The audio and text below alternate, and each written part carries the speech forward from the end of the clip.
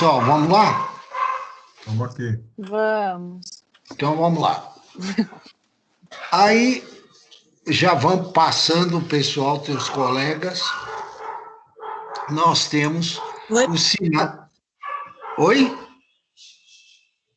Não, tudo bem, estou aqui. Então tá bom, Marcinha.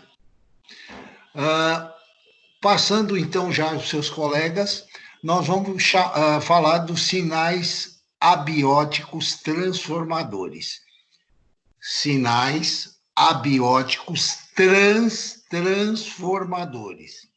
É aqui que nós vamos falar desse negócio que o Milton falou, ou acho que a Márcia falou, enfim, que o corpo se mexeu, etc.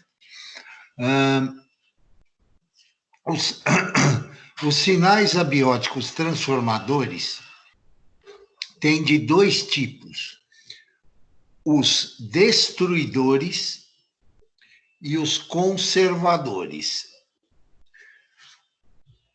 Vamos tratar primeiro dos destruidores.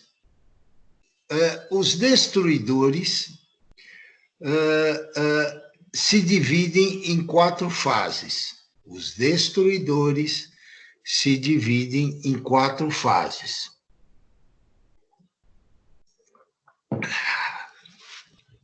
A primeira fase dos sinais transformativos destruidores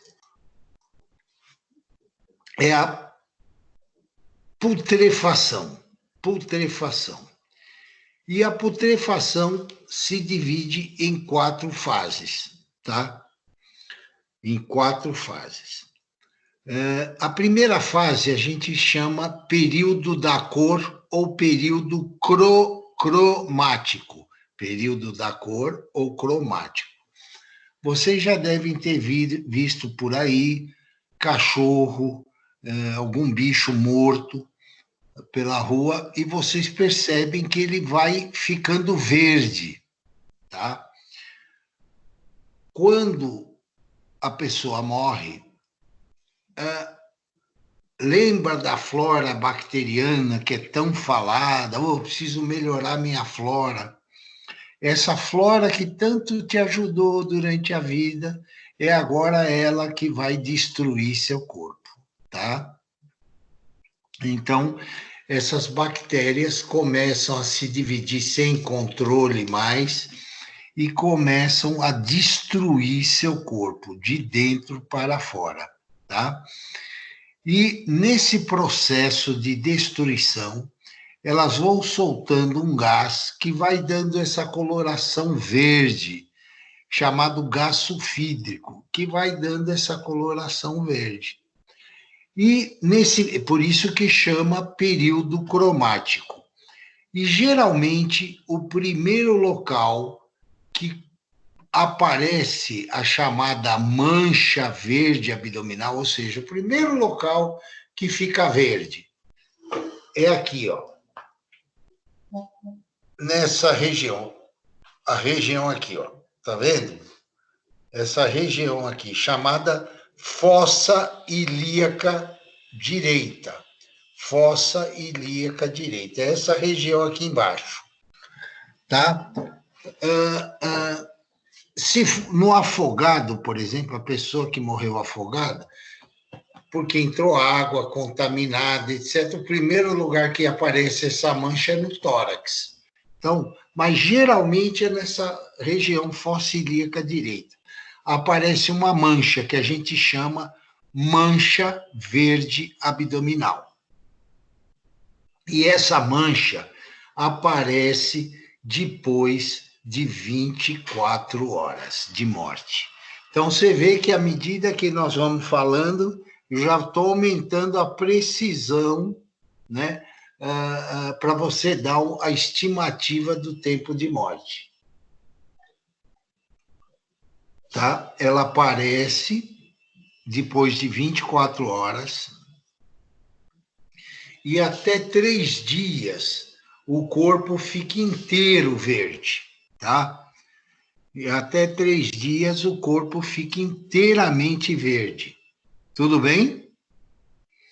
Olha quantos sinais já dá para tudo para aumentar a precisão da tua estimativa do tempo de morte. Então, o primeiro período é o período da cor cromático. O segundo período é o gasoso. Gasoso.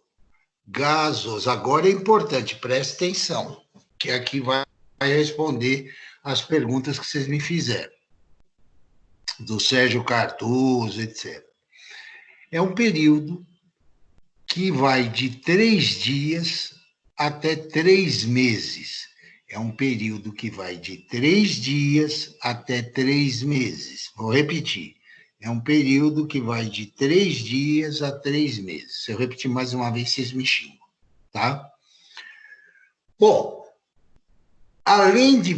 Eu falei que as bactérias produzem um gás. E esse gás vai inchando o corpo, que caracteriza o período gasoso. Vai inchando, vai inchando, vai inchando, vai inchando, vai inchando, vai inchando, e num momento, pá! O corpo explode, tá? Então, os gases é como uma bexiga, né? Você vai enchendo, enchendo, enchendo, chega uma hora que não cabe mais, explode, tá? E nesse momento, então imagina que a pessoa está enterrada com a barriga para cima, tal, assim. Quando ocorre essa explosão, ela às vezes é tão intensa que mexe. O corpo sofre um movimento passivo pela explosão. E aí agora vocês já entenderam, né, a confusão que dá. Então o corpo é retirado da sepultura para colocar os ossos numa urna. Nossa, ele estava vivo, foi enterrado vivo, ó, mexeu o corpo, ele está de barriga para baixo, ele está de lado. Não, gente. Isso é um fenômeno abiótico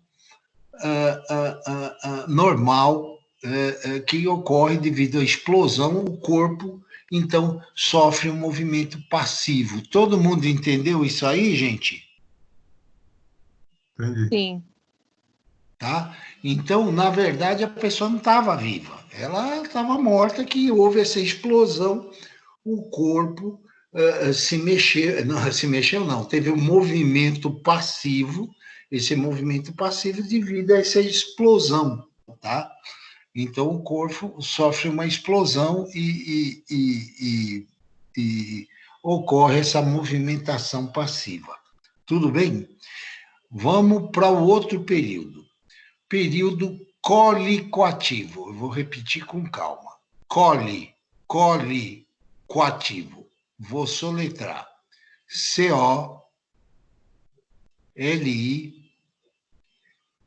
Q-U-A-T-I-V-O.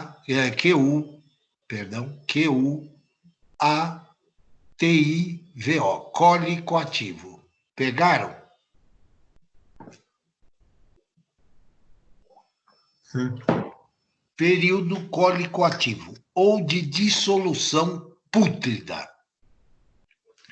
O que ocorre? O corpo começa a dissolver-se, aparece já os ossos, então vão aparecendo, tem uns restos de tendão, um ou outro músculo, tá? E nesse período o corpo pode formar líquidos, né? Líquidos da putrefação. E dentro desses líquidos pode se formar uma proteína anômala chamada ptomaína. Ptomaína. P mudo T-O-M-A-I-N-A. Ptomaína. É um dos venenos mais mortais na Terra. Uma gota pode matar vários homens, tá? E não tem antídoto, é mortal. Aqui, é por isso que isso é importante. Advogado tem um poder na mão que ele não sabe. Então, tem-se dúvida sobre a morte, se houve erro médico, se não houve. Enfim, vocês são louquinhos para pedir exumação, tá? Só que vocês não sabem disso, vocês estão arriscando a vida, quer do legista que está lá, quer principalmente do profissional que vai pôr a mão ali dentro, tá? Então, se pede por bobagens, entendeu? Que, por exemplo, você vai pedir, o meu cliente pode ter sido erro médico, ele tinha uma pneumonia, a minha cliente, a família da minha cliente alega que ela estava grávida, tal, papapá, papapá. Então, vamos lá ver. Poxa, gente, presta atenção, agora vocês não vão pedir, já destruiu tudo. Já destruiu tudo. Mesmo com 3 meses, perdão, com 3 dias, já tem uma infiltração de gás que vão degenerando o tecido. Eu não vou ver nada, gente. O legista não vai ver nada. Além de ser um trabalho extremamente estressante, a pessoa, a Perigoso, gente... né? Perigoso. Oi? Perigoso, né? Perigoso, estressante, entendeu? Você fica, sai de lá chateado, você vê o que é o ser humano, né? Então você sai de lá chateado, todo mundo pensa que o legista é uma máquina sem emoção, né? Não é assim, né? Não é, você sai de lá estressado, sai de lá chateado. Então, e como bem disse o Milton, e arriscou a vida, às vezes a troco de nada, entendeu? Chega lá, abre, para depois fotografa, porque senão o juiz vai falar, como eles não fizeram? Eu já tive um caso,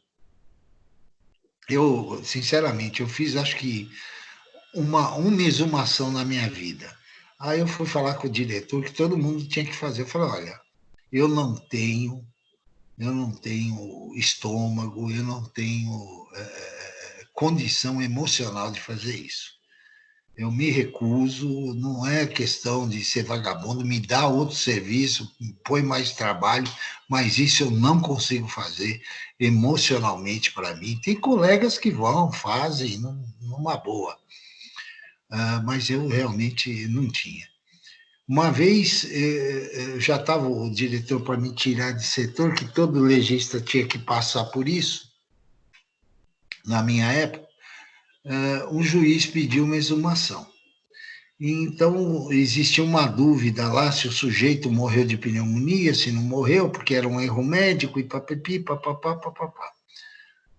A pessoa estava enterrada já por volta de 1 ano. Eu fui falar com o juiz, excelência, eu não vou ver nada. Eu vou abrir o caixão, tirar uma foto, mandar para o senhor e falar, não sem condição, prejudicado. Ah, é? Ah, tá. É que a gente não sabe, né? Matéria técnica, tá bom. Entendeu? Quer dizer, e esse período colicativo vai de 3 meses a 1 ano, e também chamado de dissolução pútrida. Você não vai ver nada. Então, nós vamos, depois desse papo aqui, nós vamos falar sobre exumação, aí você vai ver, são poucas indicações para você fazer uma exumação, né? Então, tem-se mania, exuma, como se fosse, sabe? O corpo apodrece, gente, tá? A não ser que você vai ser cremado, o corpo apodrece, infelizmente. Né? Isso aí é o destino de todos nós, tá? Principalmente quem for para o processo natural. Né? Existe até uma discussão tipo, não tem vaga, a verdade é essa, não tem vaga para todo mundo. Né? Se imaginar, morre no mundo, acho que 250 mil pessoas por dia. Você imagina se enterrar tudo isso aí, não vai ter espaço. Né? Mas os cientistas, alguns, são contra a exumação, até por motivos religiosos, né? Do pó viestes, ao pó voltarás. Então, você tirou algo de uma energia, se acredita em religião, ou quem não acredita, da natureza algo e você devolve, né, para a natureza. Ao passo que você cremando, você destrói aquele série de compostos que você retirou da natureza para ser um ser humano, né? Mas enfim, isso é uma discussão filosófica. O quarto período, entenderam isso aí, então? Período gasoso, cólico ativo, etc. O quarto período é da esqueletização, né? Que vai de 1 ano até séculos, né? Então você acha até esqueleto de dinossauro, né? Morto há milênios, né? Então, se você é enterrado no chão, né? No chão, terra, tal, tem rochas, você vai sofrendo um processo de calcificação mas ainda o corpo conserva lá toda a sua forma dos ossos, etc. Então, é o período de esqueletização que dura séculos, tá? Então, dessa maneira, pessoal, você já tem um tempo estimado do tempo de morte. Mas existem sinais abióticos transformadores, agora conservadores, que conservam o corpo, tá? E aí vocês já ouviram falar que desenterra lá um padre ou uma pessoa, o corpo lá estava certinho, estava como no dia do enterro, né?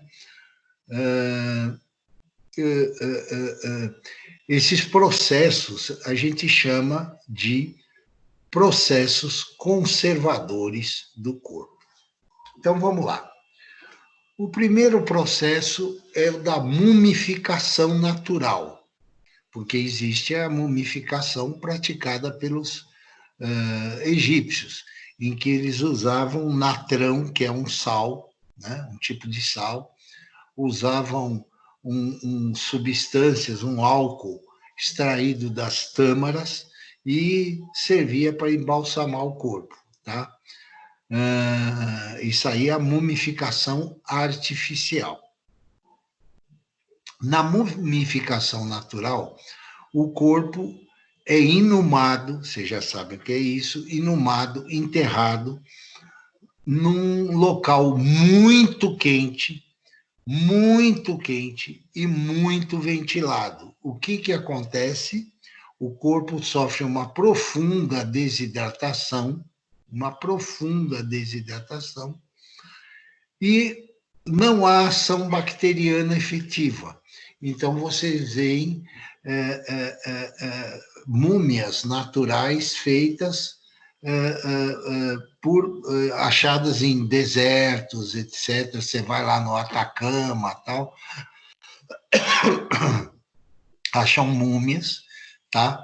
Não é exatamente o corpo como era a pessoa em vida, mas você vê as feições, tudo direitinho, né? E existe um outro processo chamado saponificação. Vou repetir. Saponificação. Vou repetir. Saponificação. Soletrando. S-A-P-O-N-I-F-I-C-A-C cedilha A-T-I-O, saponificação. O próprio nome já sugere, né? Sabão, né? O que acontece? Agora o corpo é ao contrário. Ele é enterrado numa região pantanosa, muito úmida, diferente do deserto, muito líquido e pouco ventilada. É o contrário. Então, é líquido. Então, o corpo, ele se conserva por quê? Ocorre uma esterificação. todos os tecidos do corpo, tá? Todos os tecidos do corpo, vê um cafezinho aí para mim? Todos os tecidos do corpo formam um éster, que é um tipo de um sabão, chamado adipocera. Adipocera. Então, conserva o corpo. Só que ele fica com um aspecto amarelado, parecido um queijo. Desculpe falar assim, mas só para você ter uma ideia. Chamado adipocera. Adipocera. Então, só para vocês terem uma ideia, no cemitério de Getsemane, teve um sujeito, um caso aí até que deu repercussão. Um entrevistador famoso aí entrou na conversa, né? Sempre ele. Esse sujeito, ele chegou aqui no Brasil, era um italiano, se dizendo um marchand, né? Um colecionador de arte famoso na Europa, tal, e não sei o quê. E ele, segundo ele, já estava velho, ele queria aqui no Brasil vender algumas obras de arte que ele tinha no acervo dele, né? Vou dividir, né, a minha coleção para o mundo, tal, eu vou vender. E esse entrevistador chegou, ele alugou uma galeria, ele chegou, entrevistou, tal. Bom, de tal sorte que foi feito um leilão, ele arrecadou uma fortuna, já hoje é muito dinheiro, naquela época, então, era mais ainda, uns 10 milhões, por aí, 10 milhões de dólares, uma coisa assim, e vendeu. Aí um cidadão que comprou essas obras, uma obra dessa, deu uma festa, aquela palhaçada, né? Deu uma festa para mostrar, né? Não basta adquirir, o cara tem que mostrar, né? E aí foi um entendido em arte, foi convidado, ele se aproximou da tela, aí o cara, o senhor está vendo? Olha aqui, não me lembro agora o pintor famoso, Gauguin, Renoir, seja lá, que falou, olha que coisa linda. E dizem, tá no boletim de ocorrência, o cara tirou um sarro, falou assim, olha, na 25 de março eu compro uns 20 desses por R$10. Ah, você está rindo. Não, não, isso é falso. Isso é falso. Tal. Aí explicou lá. Aí foi todo mundo para a delegacia. E aí as outras pessoas que tinham comprado foi um escândalo, vieram falsas as outras obras que ele vendeu, e uma falsificação até rudimentar. Bom, mas o fato é que começaram a perseguir esse cidadão. Ele sumiu, a Interpol foi acionada e corre atrás, e corre atrás, e corre atrás. Parece que ele tinha uma namorada aí no Rio Grande do Sul, a qual engravidou dele, né?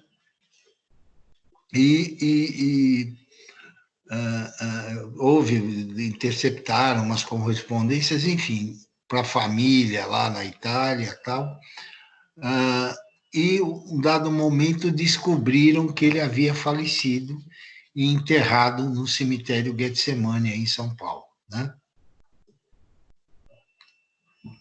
Então, localizaram lá a tumba e, quando desenterraram, pasmem, o corpo estava totalmente conservado, totalmente com suas formas, etc., coisa e tal, e não teve até erro, é ele mesmo, foi identificado visualmente, inclusive. Por quê? O Getsemane é uma região pantanosa, né? E que propiciou esse fenômeno chamado saponificação, tá? Então, não seria impossível de muitas pessoas que lá estão enterradas, inclusive o Ayrton Senna, sofrerem esse processo de saponificação, tá? Então, aí vira um fenômeno, às vezes o legista é chamado para explicar aquilo, né? Como será um milagre, enfim. Nesse caso, é um processo natural em decorrência disso. Tudo bem, pessoal? Sim, tudo bem. Tudo tranquilo. Tudo ok, professor. Entenderam, pessoal? Então, e também tem um fenômeno que ocorre, por exemplo, quando a mãe, né, principalmente eu já vi vários casos, em que a mãe quer esconder a gravidez dos pais, tem vergonha e tal, e o neném acaba morrendo no útero.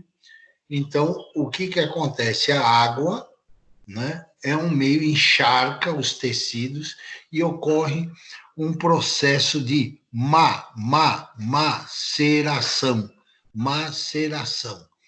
Então, os tecidos ficam encharcados de água.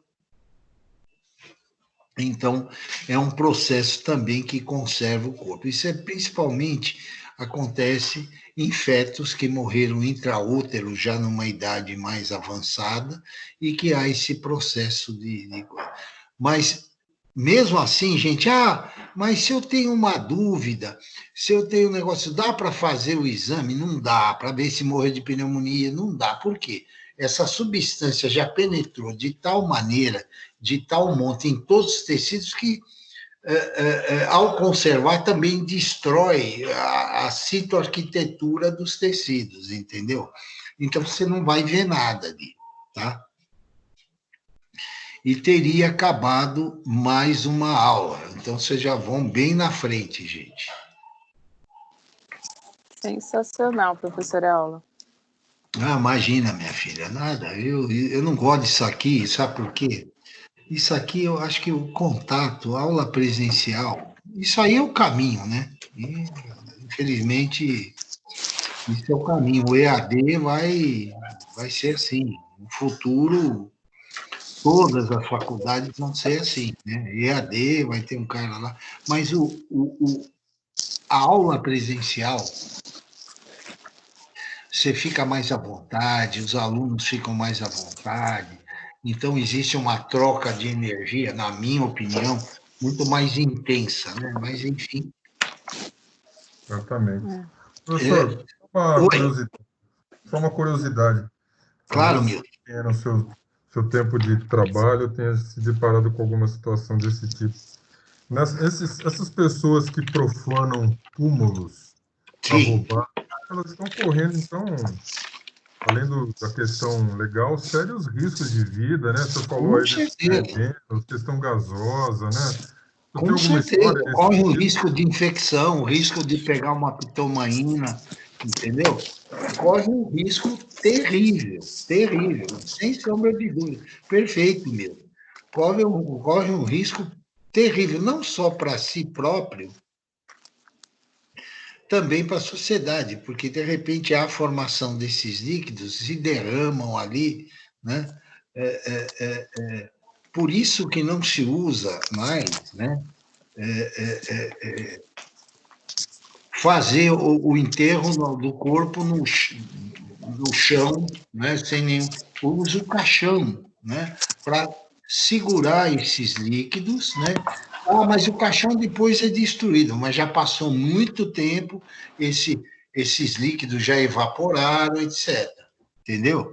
Então, por isso é um dos motivos. Antigamente se enterravam as pessoas, vocês já devem ter ouvido falar, em caixão de zinco, né? Ora, o problema é que o zinco, ele demora, desacelera um pouco a putrefação e favorece mais ainda a formação desses líquidos. Vou pegar um livro que está chegando lá embaixo. Oi? Não, desculpa, professor. Tá?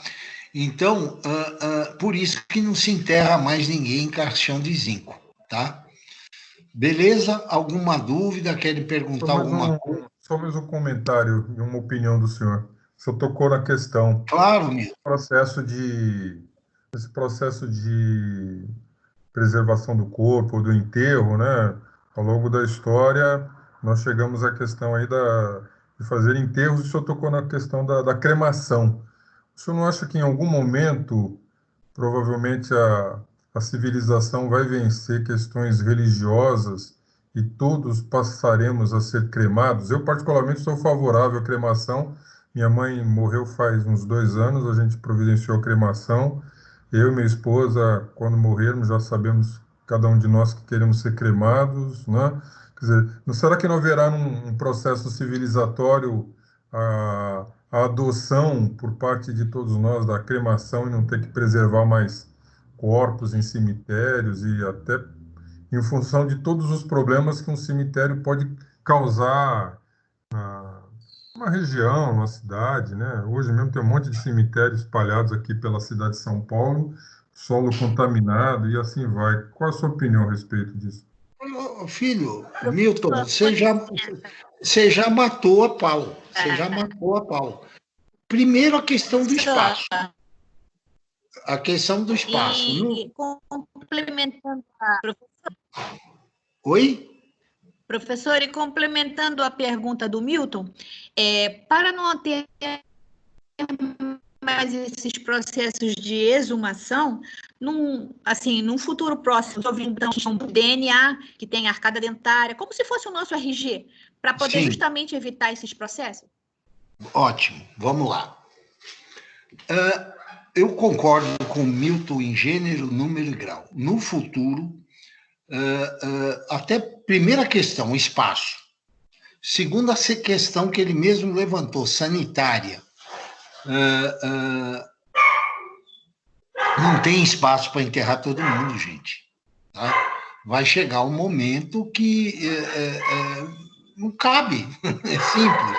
Vai ter que cremar. É a evolução natural para isso. Em relação ao que a doutora falou, e aí? Mas, de repente, eu vou cremar, surge uma dúvida lá, esse sujeito, essa pessoa que morreu, poderia ter um filho que agora reclama uma herança, tal.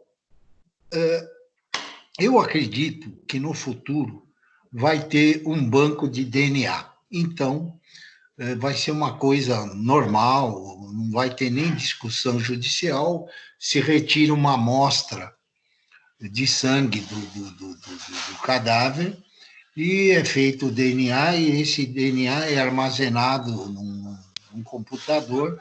Aí houve a dúvida, vai lá, compara e fim de papo, entendeu? Isso no futuro, eu acredito que vai ser assim, tá? Por exemplo, no caso da TAM, né, que houve aquele acidente pavoroso, eu participei,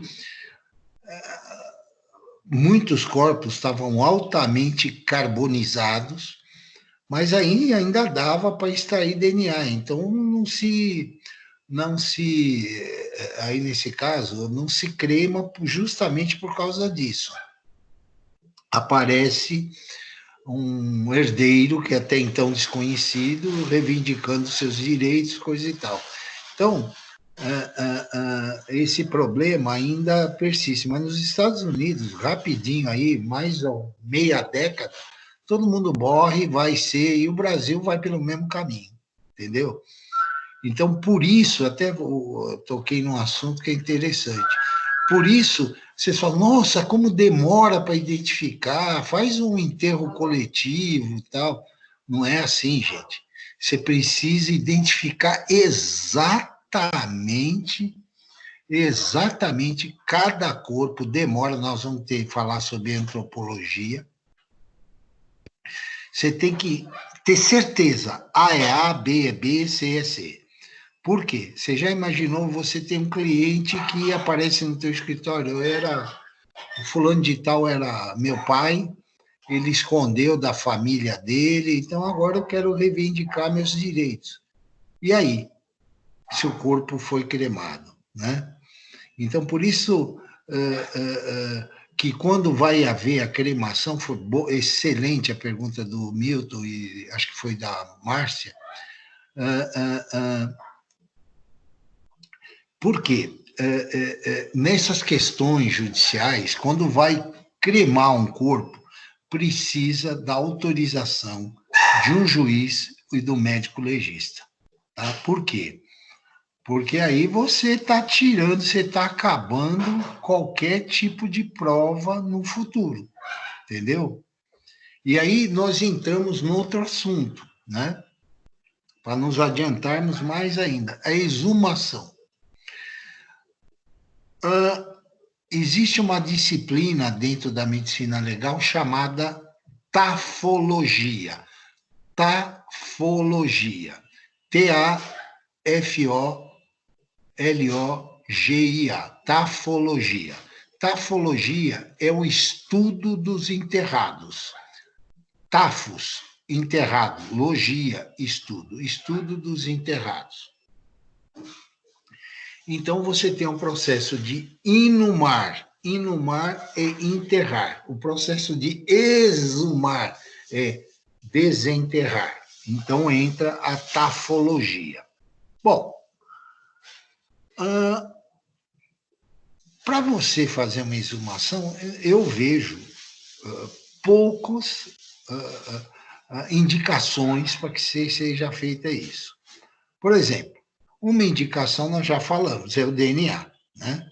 Então, você consegue tirar o DNA da polpa dentária, da medula de alguns ossos.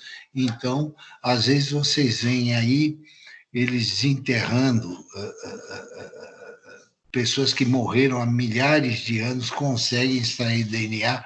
Então, a primeira e grande indicação é o estudo do DNA. A segunda indicação, por exemplo, é bom senso para você pedir. Por exemplo, o laudo necroscópico na necropsia não detectou nenhuma fratura no corpo daquele cidadão. Aí você vê no prontuário lá, está descrito várias fraturas. Ora, alguém errou, ou o hospital ou o legista, que não descreveu. Então, você quer provar que o seu cliente foi duramente agredido? Aí você vai ver osso. Aí você vai exumar, você vai ver lá as fraturas. Estão entendendo ou não? Sim, sim. Uma outra indicação, o sujeito toma um tiro na cabeça. Será que foi suicídio? Gera uma dúvida, tal.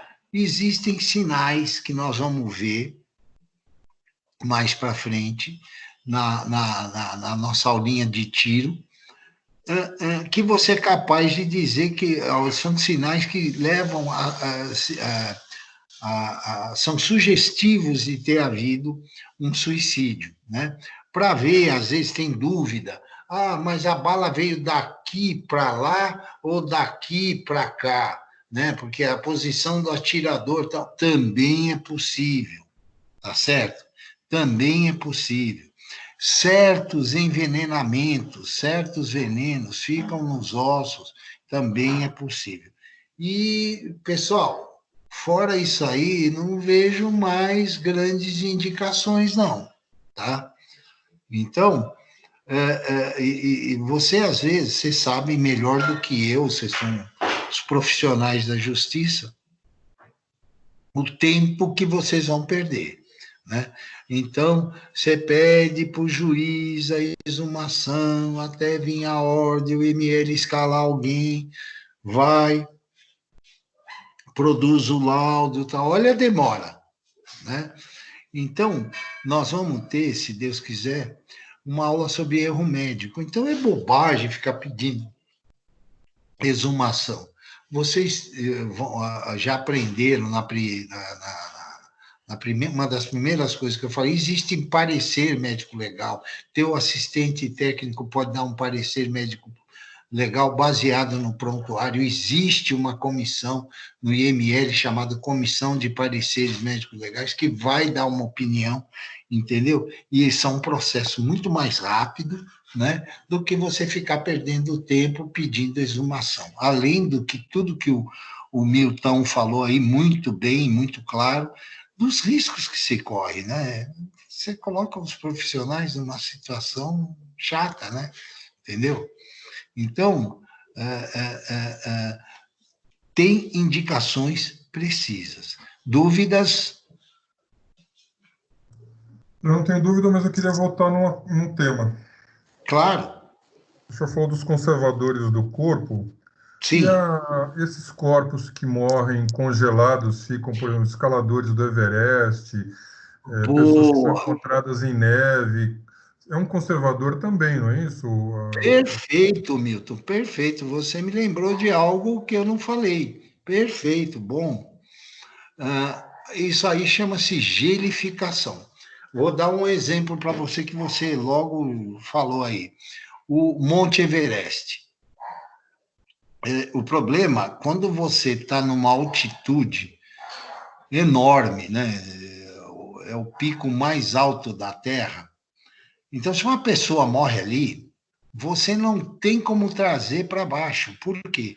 Vai exigir um esforço tão grande de uma equipe de resgate, que as pessoas que forem lá resgatar podem morrer.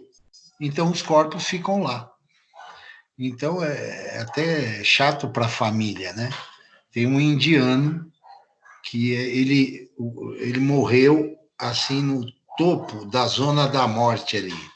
Então, para se orientar, as pessoas falam ali no Morto da Jaqueta Verde. O sujeito está plenamente conservado, tá? Mais além, no século, acho que 19, um navio encalhou na Antártida.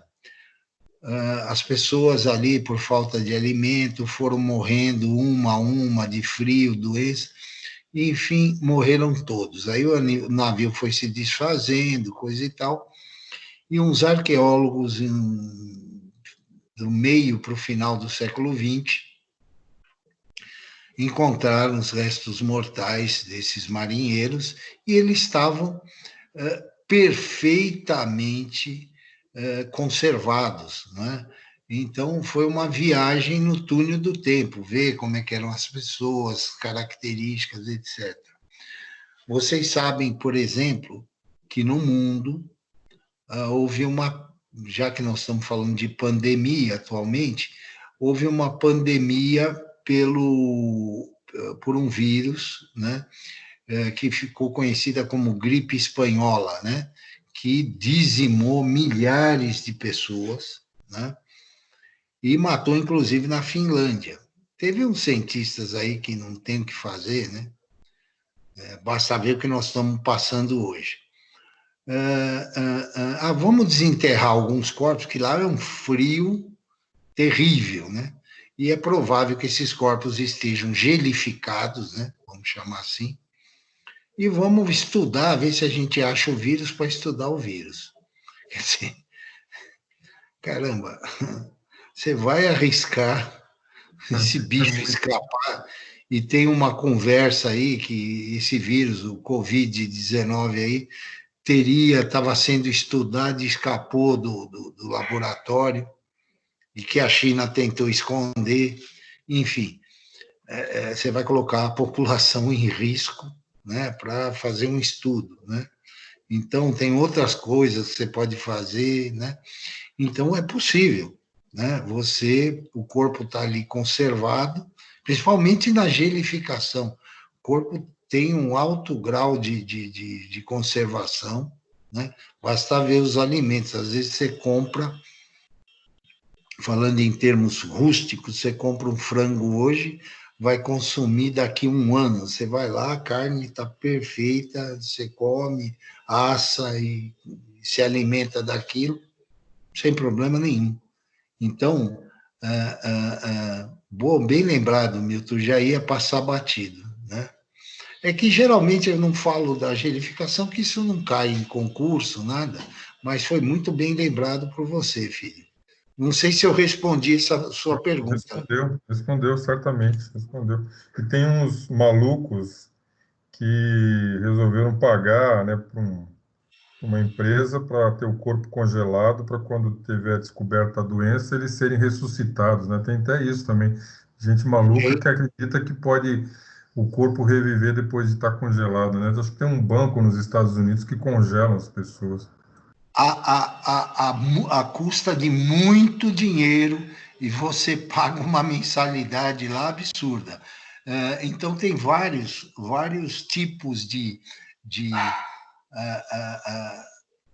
preservação que eles dizem que fazem. Preserva só o cérebro, porque a pessoa acha que no futuro vai estar tão adiantado que eles vão pegar aquele cérebro, ligar numa máquina lá e ele vai voltar, né? Outros preservam, é mais caro, o corpo inteiro. Vou dar só um exemplo para você, o Walt Disney está lá, né? O fundador da Disneylândia está lá. Mas só que tem um probleminha, meu caro Milton, tem um probleminha. Você vê como chega a vaidade humana, né? É a vontade, isso chama-se vontade de perseverar no ser, né? Só que tem um problema. Quando você congela algo, fora espermatozoide, que é outra coisa, ou óvulos, quando você preserva um órgão ou um corpo no nitrogênio líquido, que isso é nitrogênio líquido, a temperatura chega a menos 50 graus Celsius. Para você ter uma ideia, se aquilo cai na tua pele, nossa Senhora, dá uma queimadura horrível por gelificação e às vezes tem até que amputar. Então, na hora que você congela o corpo por nitrogênio líquido, você vê até experiências aí na televisão, você coloca, a hora que você pega, ele quebra, ele se dissolve, entendeu? Então, essas pessoas contavam em vida que vão descobrir uma tecnologia que vai curar as doenças pelas quais elas morreram, que vai desenvolver outra tecnologia, que vai fazer a desgelificação sem problema, o corpo vai estar lá. Quer dizer, gente, eu não sei se vocês gostam de filosofia. Nietzsche, ele dizia... Oi? Eu gosto bastante. Então, Milton, você sabe que Nietzsche diria, nós substituímos, quando ele falou Deus está morto e todos nós somos os seus assassinos, né? Porque nós passamos de uma era para outra. A era da religião, Idade Média, que todos os valores eram assentados em Deus, para uma era moderna, que todos os valores são assentados na ciência. Então, nós substituímos um Deus por outro. Ora, e você viu que a ciência não está dando muito certo. Mas eu me lembro quando eu estava fazendo cursinho para entrar na faculdade, tinha até pouco tempo essa Veja, tinha uma revista lá, um número da Veja, que dizia, usando uma frase de Aldous Huxley, bem-vindo ao mundo novo, o admirável mundo novo. Admirável mundo novo. Novo, né? Admirável mundo novo. Em que falava-se lá naquela reportagem, nossa, daqui a alguns anos nós vamos aposentar com 40 anos. Nossa, daqui no futuro você vai chegar a olhar no espelho do seu banheiro, você colocar a mão, ele vai fazer um monte de exames, tal. Olha, no futuro vai ter uma saúde terrível, que vai curar tudo, a cura do câncer, a cura do não sei o quê. Bom, isso a revista falava que ia acontecer em 2005, na primeira década do século XXI. Ora, nós estamos trabalhando muito mais, tem muita gente que nem vai se aposentar, o mundo está indo para a cucuia, o câncer está aí ainda desafiando. Então, gente, na minha visão, eu concordo, não sei o que o Milton pensa, concordo com um grande filósofo. Nós substituímos um Deus por outro e que acha que vai resolver tudo, né? E não é assim, né? Não é assim. Então, essas pessoas que estão embebidas no nitrogênio líquido tinham essa noção, ou tinham essa a crença que o Deus da ciência iria resolver tudo. O Deus da ciência tem limites, viu, gente? Então, a vira e Professor, mexe. posso fazer uma pergunta? Professor? Quantas você quiser.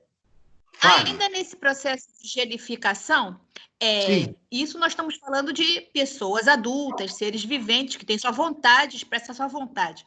E esses processos de fertilização in vitro, ali, aqueles embriões já, o processo feito, o óvulo e espermatozoide, o embrião já formado, estão todos congelados. Esses também são considerados seres ou não, só a partir do momento da anidação? Boa pergunta, minha filha, boa pergunta. É a Márcia Valéria, né? Uma grande pergunta. Isso é uma discussão ética fantástica, né? Esses seres que já são considerados, já houve a fertilização, já tem o óvulo, o espermatozoide lá, já alguns são até embriões, né? Eles têm direito à vida ou não? Se você for ver nesses laboratórios aí, pelo mundo afora, tem milhões, bilhões aí de embriões aí à espera do nascimento. E nós sonegamos a eles o direito de nascer, de vir a esse mundo. Eu vou lhe dar duas, depois vou dar a minha opinião. Eu vou te dar duas correntes. Uma corrente vai dizer para você o seguinte: ó, doutora, eu considero vida no momento, como você bem falou, da anidação. Quando ocorreu a anidação, ou seja, a implantação do óvulo no corpo feminino, e ele desenvolveu-se. Porque a vida, como a morte, vocês perceberam que a morte é um processo. A vida também é um processo, tá? Então, o aborto, interrompeu o processo da vida, em algum momento, mas é um processo. Então, alguns falam, olha, para mim, processo da vida é como você bem mesmo falou. Outros já dizem, já há uma vida ali. A grande discussão é, eles têm direito de vir à vida? Olha, se você analisar, você imagina a pessoa lá que fertilizou 10 óvulos e logo na primeira engravidou. Os outros 9 estão lá. O que fazer? A mãe não quer mais, eu quero só um filho, eu fiz a inseminação, eu não quero mais. Foi um direito que eu tenho. O que fazer com os outros 9? Poderíamos achar mães, não é, para eles, que pode pôr em mim que eu vou levar para frente e tal. Eu acho difícil, são milhões e milhões. Então, foi uma coisa, esse é o problema da ciência. Então, você imagina, não adianta, desculpe, é uma crítica que eu faço ao Albert Einstein, nossa senhora, nossa, desculpa, olha, eu inventei um negócio aí que destrói milhões de coisas, desculpa, manda carta lá para o Japão, me perdoe, tal. Depois, como dizia minha avó, depois da casa arrombada, não adianta, você abriu a caixa de Pandora. Depois, como diria minha gloriosa Dilma, a caixa de Pandora, né? Acabou. Então, eu acho que existe uma responsabilidade bioética do cientista. Ele tem que ter, sim, toda descoberta que ele faz, tem que ter uma previsão, sim, das consequências. Porque depois que é feito, aí vira o direito tem que correr atrás. Então, teve uma briga lá, implantou o óvulo, o material genético dessa mãe, usou o útero da outra, aí deu briga de quem é o filho. Aí dá essas confusões. Né? Ah, esses fetos têm direito à vida ou não têm? Né? Então, Márcia, sob o ponto de vista, eles não vão vir à vida. Não vão. Porque são milhares e milhares. Como é que vai arrumar gente para cuidar, para desenvolver? Não tem. Ah, mas no futuro, aí lá vem a ciência de novo. No futuro vai ter uma incubadora eletrônica que bota o bebê lá e ele se desenvolve. Tá. Se isso for possível. Um útero artificial, vamos chamar assim. Se isso for possível, bom, nasceu o neném, e aí? Quem vai cuidar? O Estado? Quem? Né? Então, nós já não damos conta do que nós temos aqui de ser vivente, né? Já são 7 bilhões e tanto. Então, eu acho que eu não sou contra, justamente eu, longe disso, não sou contra o progresso da ciência. O que eu acho é que qualquer cientista tem que prever possíveis consequências do experimento que ele está fazendo. Se dá certo, e aí? Mas a vaidade humana, Valéria, está acima de tudo. Né? É um exercício de amoralidade, né? Não é imoralidade, é amoralidade. Não leva em questão a moral, né? O cientista, quando ele está ali, ele é amoral. Não é I, é amoral. A moral não tem nada a ver, entendeu? Isso é correto, eu estou estudando esse átomo, isso é correto, o que eu fiz, eu descobri isso é correto e ponto. Mas não interessa. Né? Então é isso, minha filha, é uma discussão eterna que, a meu ver, não vai ter solução. E esses fetos não vão vir à vida, entendeu? O máximo que pode acontecer é que alguns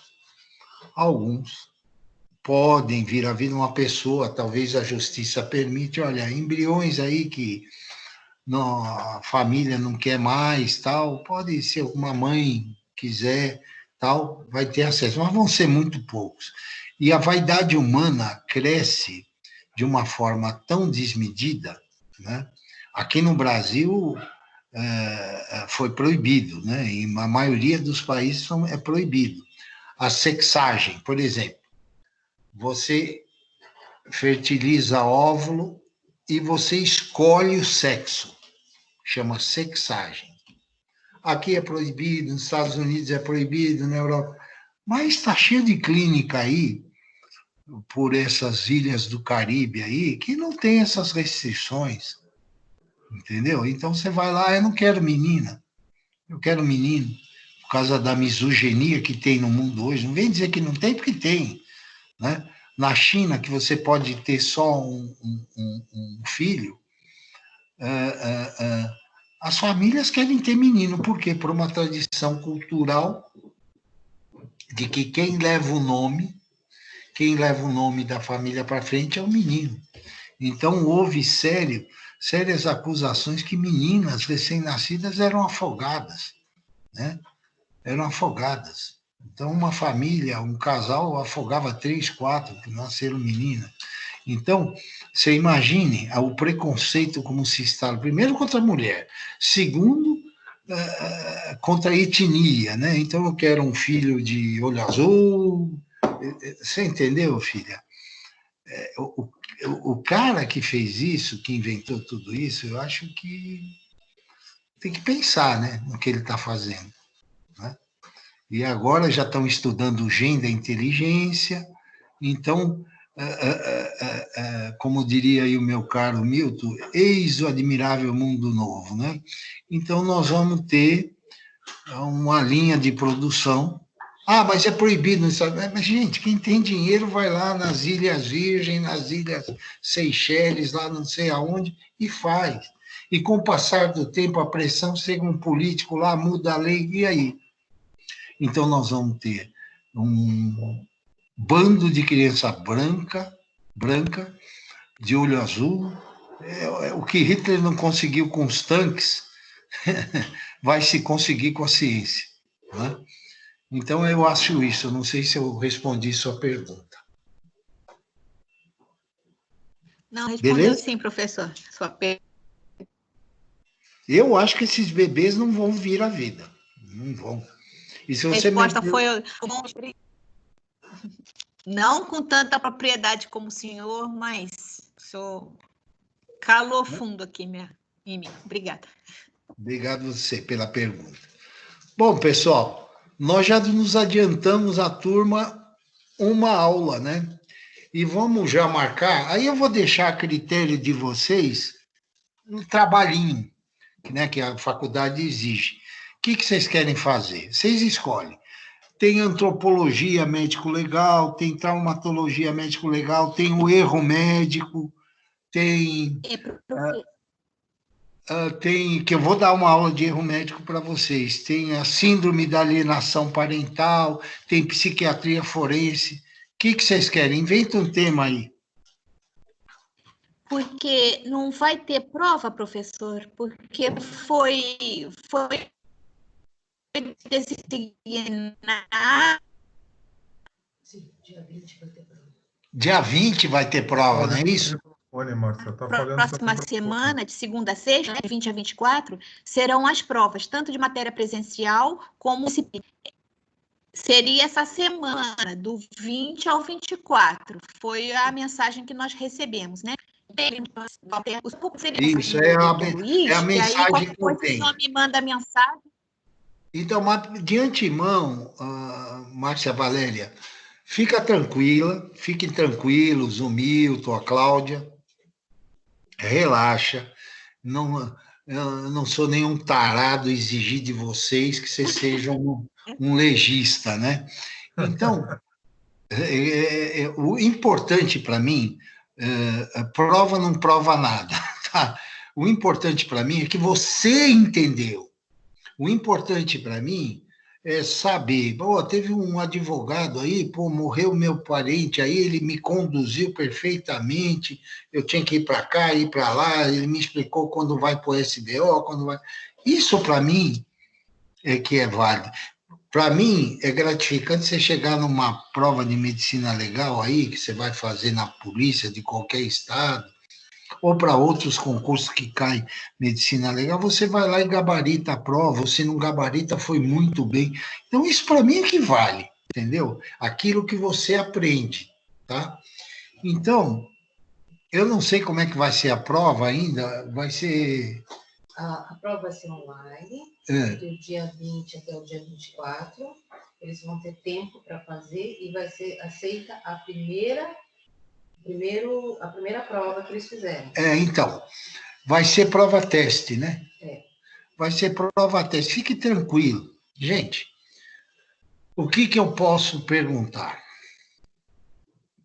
Vocês, você vê que é fundamental aquilo que eu falei, para onde vai o corpo, para lá e para cá, né? Os períodos da putrefação, tá? O que é saponificação pode cair? Eu posso perguntar,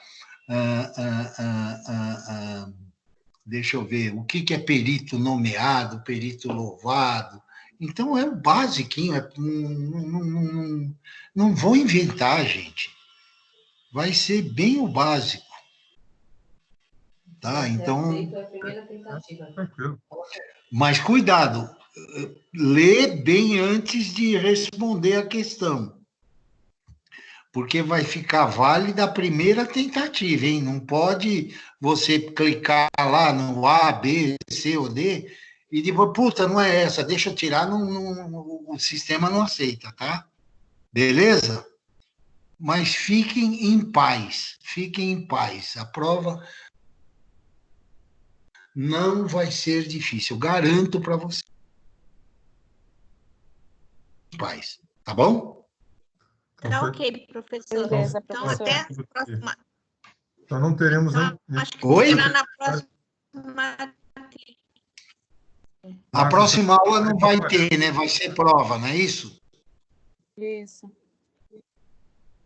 Então, entenderam as dicas aí, não? Sim. Sim. Então, vai ser por aí. Então, fiquem tranquilos, ninguém. Eu quero que você aprenda, que eu acho que se eu passar a importância para vocês do que eu falei, né, como você vai usar, já estou satisfeito, beleza? E vocês têm meu telefone, qualquer coisa me liga, tá? Permita-me, professor, só um minuto, por favor. Beleza? Permita-me, professor. Oi? Permita-me. Quer dizer, na semana que vem, Márcia, semana que vem, de 20 a 24, a semana de prova, certo? Certo. Certo. Então, nós voltaremos a ter aula com o senhor no dia 28? É isso? Isso. Porque eu vou aproveitar, vou acelerar ao máximo. É lógico que não vou conseguir dar toda a matéria, mas os tópicos principais eu vou conseguir. Eu não sei, a próxima aula eu acho que eu vou falar sobre erro médico. Travou. Por a antropologia. Depois eu vou para a psiquiatria forense, vou condensar bem o assunto e acabou. Vou para a Acabou? sexologia forense também. O que der para dar, eu vou dar. Põe um pouco aí o professor, além de gostar de filosofia, eu particularmente também gosto muito de ficção científica. Coloca um pouco de ficção científica nas suas aulas também, viu? Tá muito bom a conversa, porque além Pode da deixar. parte de conservação, a ciência também tem buscado a questão da hibernação, né? Essas viagens interplanetárias, né? Até Marte, o homem hibernar, ficar um ano dormindo, congelado ou não. Então, um pouco de ficção científica também é É bacana. aquela coisa, é aquela coisa, Milton, da ciência ocupando o papel de Deus, né? Então, eles têm ideia de fazer uma máquina que você entra lá dentro, porque você vê, a Andrômeda, que é a constelação mais próxima da gente, é 1 milhão de anos-luz. Então, nós levaremos 1 milhão de anos para chegar lá com a velocidade da luz. Isso aí é uma utopia, eu acho que o homem nunca vai conseguir, tá? Apesar de toda a sua arrogância, né? Mas eu posso dizer para você que nada nesse mundo é proibido de estudar. Foi feito um estudo muito interessante. Qual seria o corpo ideal que o ser humano teria que ter para aguentar longas viagens interplanetárias sem gravidade? Então, eles falam que fazendo uma manipulação genética é um monstro. A pessoa que, para ficar anos a fio aí dentro do meio, vira um monstro. Vira um tronco, um abdômen, com um coração maior e 4 membros semelhante a braços, né? Você vira um monstro, né? Com 80 centímetros de altura. Quer dizer, e outra, quanto a esse aspecto da hibernação aí, primeiro, se for no nitrogênio líquido, esquece. Só se inventarem um gás aí de conservação, que eu acho difícil, você é capaz de fazer hibernação. Vou dar um exemplo, tem certas situações. O Tancredo Neves, quando foi da morte dele, colocaram em colchão de gelo, né? Dizem que ele já estava morto, então colocaram gelo lá para forçar a barra de chegar no dia de Tiradentes, né? Então, tem situações que o médico usa para diminuir o metabolismo, colocar gelo, etc. Mas eu acho, Milton, olha, eu não sei, eu sou. Se você me perguntar como você se situa em relação a essas coisas, eu me situo na escola cética, né? Das escolas gregas eu vou nos céticos, porque É muita arrogância. Você vê que tudo que a ciência previa para que acontecer, está acontecendo tudo ao contrário, entendeu? Nós estamos trabalhando mais, as doenças estão mais desafiadoras, entendeu? Então, a pior dos vícios humanos, Flávio Jacovati, é a vaidade, né? A vaidade é terrível, né? Então, às vezes, vocês veem na justiça, às vezes, aqueles pavões, você vê no Supremo isso, aqueles pavões. Então, o sujeito vai dar a sentença, porque as cartas leoninas de 1600, não sei o quê, então fica aquele julgamento de 8, 10 horas e uma demonstração de vaidade para ver quem sabe mais, né? Quem é mais proficiente. Então, é um desfile de vaidades, né? Que é próprio do ser humano, né? Então, eu quero ser mais que o outro, eu quero dar uma sentença inesquecível, só que o povão fica vendo aquilo, as cartas não sei de quem, e não sei o que lá, não entende bulhufas, entendeu? Não entende bulhufas. E fica apenas uma massagem de ego entre os pares deles lá e vocês, né, que são da área. Para o povão... Uma vez eu entrei na justiça contra uma construtora, o advogado, eu ganhei o processo, né? O advogado me falou, está aqui a sentença. Eu li aquilo, com uma linguagem tão rebuscada, eu falei, cara, eu não sei se eu ganhei ou não estou entendendo absolutamente nada. Eu não consigo, olha que eu não... Né? Tenho curso superior, mas não, você ganhou. Então, o sujeito usa uma linguagem que fica distante das pessoas que não são do meio jurídico, né? Quando eu não posso chegar, você me procurar como médico, olha, você está com um problema da rebimboca da parafusina, você vai ficar me olhando, o que esse cara está falando para mim. Então, eu tenho que traduzir esses conceitos médicos para que você entenda, tá? A pior coisa, imagine eu como legista escrevendo numa linguagem médica meu laudo. O juiz não vai entender absolutamente nada, o advogado não vai entender nada, o promotor não vai entender nada, o delegado não vai entender nada, entendeu? Então, você tem que traduzir aquilo.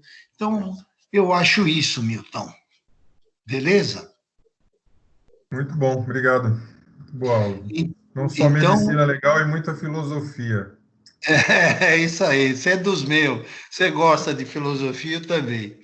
Então, pessoal, semana que vem a prova, relaxa. Já dei a dica, hein? Já dei a dica, né? Já dei a dica. Então, qualquer coisa, qualquer dúvida, alguém me liga aí no meu celular, tá bom? Um abraço e bom Pode deixar. feriado. Beleza, professor. Obrigada, viu? Obrigado. Feriado até o dia Tancredo Neves, a 28. morte de Tancredo Neves, dia 21, em Tiradentes. É isso aí, a morte de... Agora, você sabe que... Agora você vai falar... ele morreu antes. Forçaram a barra para ele chegar no dia 21. Deixaram a múmia até. Tá, um beijo no coração de abraço. vocês. Beijo. Tchau. Beijo, professor. Obrigada. Tchau, professor. Obrigada. Nada, um beijo.